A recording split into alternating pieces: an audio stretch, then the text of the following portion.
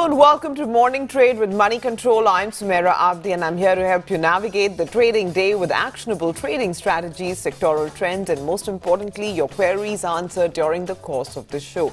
So keep commenting on our live feed and we'll have it addressed by our guests. But first up, let's take a look at what the global handover looks like. It's a positive start to the week for Wall Street, with all major indices ending Monday's trading session with marginal gains. The Dow finished the day up about 16 points or less than 0.1% after jumping more than 300 points earlier in the day. The S&P 500 added 0.3% and the tech-heavy Nasdaq Composite advanced 0.4%. The indices, though, gave back most of their gains from earlier in the day as the 10-year Treasury yield spiked up to 3% and hit its highest level in nearly a month. Investors will now await the May inflation data due on Friday. If the CPI reading is cooler than April's numbers as expected, some could interpret it as a sign that inflation may have peaked. Meanwhile, it's a mixed start for stocks in the Asia-Pacific. For the Indian market, the SGX Nifty indicates a weak start below the 16,500 level. In other news, UK's Prime Minister Boris Johnson has won the confidence vote with 211 MPs voting in favour and 148 against. The vote was triggered by his own lawmakers amid rising dissatisfaction in his leadership. Right, with that, let's get the spotlight now on stocks which are likely to be in focus today. Ruchit Jain of 5paisa.com joins in. Hi, Ruchit. Before we get to stocks, first up, a word on the market itself. How do you expect the day's trade to pan out? Hi, very good morning, Sumaira. Sumaira, if you look at last 2 or 3 trading sessions, primarily market has traded within a broad range in which 16,440 has been acting as a support. So I think it would be quite a crucial level to watch whether 16,400 to 440 range holds out or not today. Primarily, we believe that the recent rally was just a pullback move within a downtrend. So it's not that we are done with the corrective part, but it's just that the downtrend would again resume in case we break that 16,400 mark. So until we break below that, I think today's session may be another day with a range-bound move between 16,400 to 16,600. So I think it would be a day to focus more on stock-specific activities rather than expecting any big moves on the index. Okay. So in terms of stocks, first up, let's talk about this defense pact, because here the news is that there is a 76,000 crore rupee a tender that will be cleared for modernizing the military procurement. The likes of Bharat Dynamics, Mazga and Dock are likely to be in focus. Ruchit, any of these stocks that appeal to you? I think BDL, HAL, they already have been moving higher, and recently we have seen a good outperformance compared to broader market. But another stock from the defense space which we believe could do well in the short term is BEL, Bharat Electronics. Even this stock has started forming a high top, high bottom structure again after a corrective phase, so which is a good sign. And I think the recent swing highs could be tested. So if one is looking for any stock specific activity from the defense space, I think no doubt BDL and HAL2 looks good. But from a risk reward perspective, Bharat Electronics is one stock that one can look to pick up at current levels with stock below 229 for potential targets around 260 to 265 in short term. Okay. There are new rules, by the way, which have come for, NBFCs, where the Reserve Bank says that there will be now standard provisioning loans. So large or, even the bigger NBFCs will have to keep about 0.25 to 2% of even standard loans as provisions. Ruchit, amongst these larger NBFCs, what do you like? I think broadly, banking and financial space, I think in short to medium term should show another leg of corrective phase before they largely bottom out and show any kind of trended up move. So I think within the NBFC space, HDFC Limited is one stock which recently has seen a good base built up at recent lows and shown a pullback move with good volumes. But I would like to wait for another leg of correction before taking a fresh entry in the stock. So HDFC Limited one can have on the radar, but it should be a buy on dip candidate where declines towards another declines towards 2150, 2100 should be a good range to accumulate this stock. Okay. What about tech stocks? You expect some up move today? Intraday pullback could be seen. Well, yesterday post we saw some declines in Nasdaq. We started on a negative note, but at the end of the day, we saw some IT stocks recovering well from the lows. And so I think unless we see a very sharp fall in the Nasdaq, I think these stocks would follow what is happening in the global IT spaces. think to be very specific, Infosys and Tech Mahindra are two stocks which could show some bounce in today's session. So just from an intraday perspective, if one is looking for any stock specific ideas, then Infosys, Tech Mahindra, there could be some some sideways to positive momentum. Okay, PB Fintech is another stock we're tracking today. Here the news is that the chairman and CEO, Yashish Dahiya, is looking to sell 0.84% of, the stake that he has, but that is 0.84% of the total share of the company, and his holding will also decline. Is this a stock you track, Ruchit? Sumit, I just missed the name. What was the name of the stock? PB Fintech.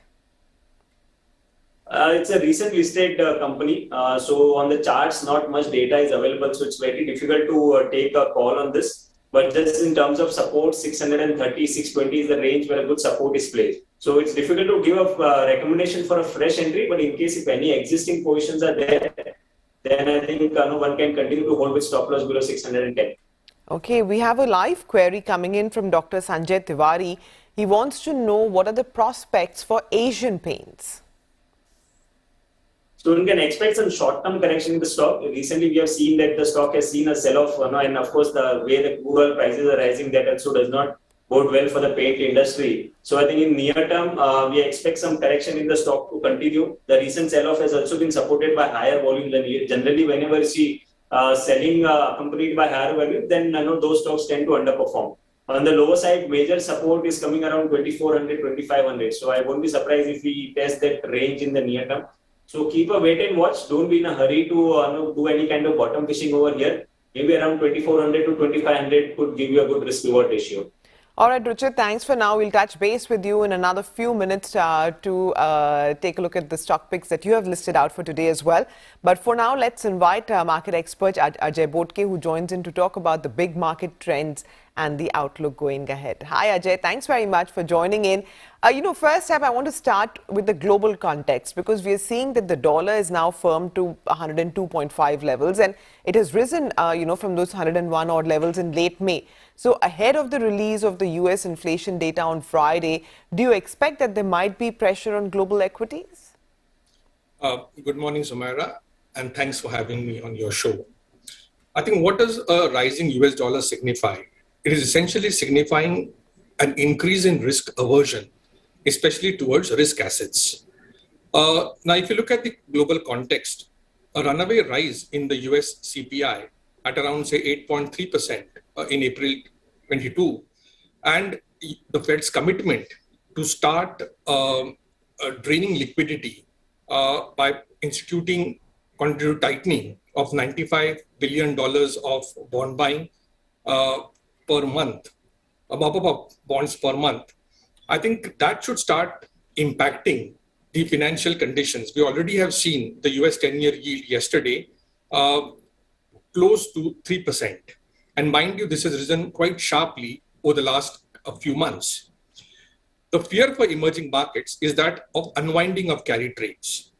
And that will put pressure not only on emerging market equities, the emerging market bond yields will flare up, and the currencies will be under pressure.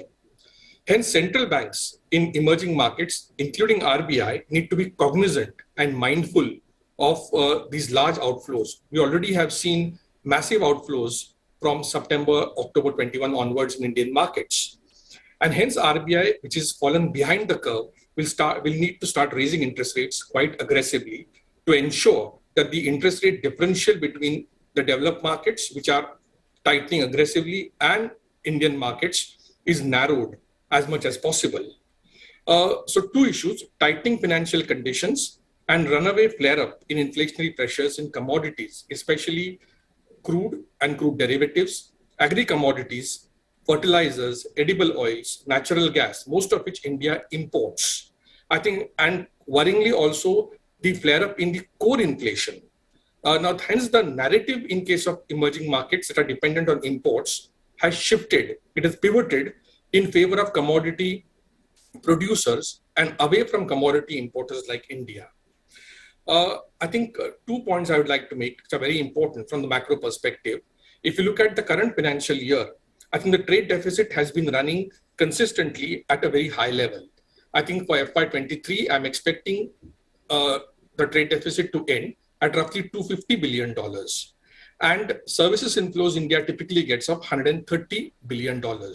So on a net basis, there will be a current account deficit of $120 billion. So trade deficit of $250 billion and net services inflows of $130 billion. So this amounts to nearly 3.5% of GDP. What is RBI comfortable with? Any level below 2.5% of GDP. Now, how do you fund this? This is typically funded by capital surpluses, FII flows and FDI flows, which over last 5 years have been around $75 billion. This year, I think my calculations show that it could be lower than $60 billion because we already have seen large FPI flows, and the inflows in the startup economy also are expected to slow down. So we will end up with a balance of payment deficit for the current year of $60 billion. RBI reserves, which are comfortable, but they have come down by $100 billion in last 1 year from a peak of $641 billion just a month and a half back. They're down by $50 to $60 billion. So investors, in conclusion, must brace themselves for volatile times on the currency front. The bond yields already have crossed 7.5% yesterday. And equity markets have been quite resilient because of massive flows from the retail side. But then, not only has there been a multiple derating in case of emerging markets, including India, but going forward, analysts will have to start cutting earnings estimates. A year back, people were expecting FY23 earnings growth of 23-24%. Today, if you look at the Bloomberg estimates, they are still in mid to high teens. Our expectation is that they will have to tone them down further as we move into the first and second quarter, and eventually the earnings growth will be around low teens. And hence, a combination of derating in multiples and downgrading in earnings will have to be reflected in the equity prices, and hence investors need to be cautious before committing capital. Ouch, Ajay, but thanks very much for laying out the setup for the market. And, I think some of the earnings downgrades have already started, but like you said, perhaps it will get accelerated from here. The other big announcement that has come in is that the Reserve Bank has announced the new general provisioning rates for NBFCs, where large or upper layer NBFCs will have to set aside about 0.25 or 2% of their loans for standard assets as provisions. What might be the impact here? Sumaira, I have looked at the norms in detail, and my conclusion is that these differential provisioning norms for large NBFCs will have a fairly limited impact because the current provisioning levels are already quite high in some of these systemically large NBFCs. Say, for instance, in case of LIC Housing Finance, I see roughly around 24-25 basis points of incremental provisioning necessary because the provisioning buffers there are lower. Whereas for most of the other large NBFCs, I think the impact is quite limited, especially those which have already moved to higher Ind-AS provisioning. So all in all, I think this is kind of, won't have too much of an impact, I think, as the trading starts today. Okay. The other issue this week will be that the MPC's rate decision is due tomorrow. Another rate hike is pretty much a given. What would the market want to hear then as part of the commentary? Yeah. So I think the RBI governor has already indicated that they would like to go as quickly as possible to the pre-pandemic repo rate. We are still 75 basis points lower than what the rates were before March 2020. I think RBI is cognizant of the fact that they have clearly fallen behind the curve by allowing inflationary pressures to get de-anchored.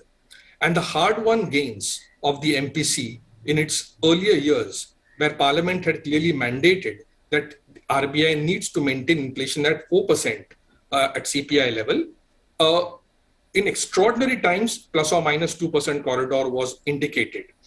But those gains, I'm sad to say, have been clearly frittered away by RBI. One can understand, I think, the RBI being more liberal to the exigencies necessary during the depth of the pandemics. But the fact is that they have not been able to claw back aggressively. And what's happened? As a result, we see a clear signs of K-shaped recovery, and the most vulnerable sections of society, pensioners, FD holders, salaried people, I think their savings have got eroded. So I think, and this has also led to speculative bubbles in risk asset classes. Now, the deleterious impact of this K-shaped recovery is evident where you look at the aggregate demand at lower end of income spectrum, two-wheelers, consumer durables. Clearly one is seeing a slowdown impacting even staples where there is a clear downgrading and effects of shrinkflation. So I think the RBI will need to be cognizant of ensuring that CPI is brought down to 4% as soon as possible. In my opinion, the market is expecting 50 basis point increase in June, followed by a possible 25 basis point in the next meeting. I personally would urge RBI to go aggressive and consider raising rates by 75 basis points in the June meeting, followed by 25 basis point increases in the next 3 meetings, so that by the end of March 23, we are up by 150 basis points insofar as repo is concerned, and an eventual terminal repo I see by end of FY24 at around 6.5% level. I also feel that although the liquidity has been drained out by RBI by increasing CRR by half a percentage point last month, they need to consider a further increase in CRR, if possible, by half a percentage point over the next current meeting and over the next meeting. I think, so in my opinion, I think I personally feel that RBI needs to focus more on ensuring that inflation is again brought down and it's well anchored to the 4% mandate that the parliament has given them. Okay, one more question, Ajay, which is on these steel and cement stocks, because both have taken a beating off late. But are there enough cues now to suggest that there could be a bounce back coming? I think let's look at steel first. I think the imposition of 15% export tax on some steel intermediaries and up to 50% tax on iron ore by the government a few weeks back clearly is showing government's intent that it is uneasy and not comfortable at sharply rising steel prices in the domestic market, because it is adversely impacting the nascent recovery in user industries like autos, construction, consumer durables. Now, if I look at the positives and negatives, on the negatives, I think after March 20, metals along with IT and specialty chemicals is one of the sectors which was one of the top performing sectors. And the valuations had gotten expensive and the stocks were overowned. Now that, after the correction, is no more the case. On the positive side, iron ore prices are down 25% from their recent peak, and coking coal prices, which are ruling at $600 in September 21, have come down to $485 per ton. And especially in the last 10 days, there has been a good amount of cooling in the coking coal prices. Now, these two are the main inputs in steel making. Now, this should benefit non-integrated steel players like, say, JSW Steel. However, I think on the margin side, my interaction with some of the dealers is indicating that steel prices are expected to come down by 4,000 to 5,000 rupees per ton in the current month, and the margins will get impacted vis-a-vis, say, the last quarter. The second quarter margins will be down by as much as 5,000 to 6,000 rupees per ton. They were hovering around 13,000 to 19,000 rupees per ton in the first quarter. China is opening up, and that should benefit a global cyclical play like steels. So if I were to weigh the positives and negatives, I still feel that there could be a tactical play in steel stocks, especially those that are not fully integrated. However, let's not forget that the government is keeping a watch, and hence the bubbly enthusiasm that one saw in steel sector before the imposition of export duty is certainly not going to come back soon. And hence, I think one needs to be cognizant of that. On the cement, Sumaira, I think there are lesser positives and more negatives. Why? because some of the extremely deep-pocketed players like Adani and Ultratech have announced their intent, in addition to other cash-rich players like Dalmia and Shri, to ramp up the capacity quite aggressively over the next 2 to 5 years. I think after its acquisition of Holcim stake in ACC and Ambuja, Adani Group has said that they would like to increase the capacity from 75 million tons to 150 million tons in the medium term. Ultratech's surprise announcement of 12,900 crores of capex at a fairly reasonable cost of $76 per ton, being a combination of greenfield and brownfield expansion, also has created flutters in the market. And variable costs, well, variable costs have gone up by between 10 to 15% in the April to June quarter. And this is a sequential increase. So that is going to put pressure on margins in the current quarter and also in the subsequent quarter, in my opinion.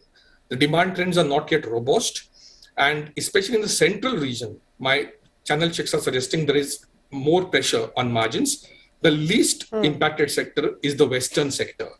Power, fuel, and logistics costs all are contributing to this increase in variable costs. So I think I would be cautious insofar as cement is concerned. Ajay, thanks very much for joining us today and for answering so many of our queries. With that, let's go back to Ruchit Jain of 5paisa.com because there are some more queries that have come in from our viewers. Ruchit, Subramaniam V wants to know if it's a good time to enter Jubilant Food and Bharti Airtel at the current price for the long term. I think both the stocks are good from a long-term perspective, but price-wise, I would advise to wait for some correction before entering. Jubilant Food post results, even before the results, have already seen a price-wise up move, and the next leg of correction could drag the stock again back towards, I think, a 4 to 5% correction at least should be expected from current levels. So I would say both the stocks are good for long-term, but wait for some correction and have a buy and dip approach. Okay. What about Dixon Tech? Kiran Ahire wants to know what is your view? So I recommend to avoid and stay away as of now because after a long time the stock has breached below its 200-day moving average. If you look at last 4 to 5 years, in this entire uptrend, whenever the prices were correcting, the 200 DMA was acting as a support, which was recently breached. And now what we are looking at on pullback moves, the pullback moves are not supported by any kind of higher or rising volumes. So unless we see a change in the structure, one should avoid getting or doing any bottom fishing in this. Okay, the next question is from Sai Fanindra, who wants to know your take on Amara Raja batteries.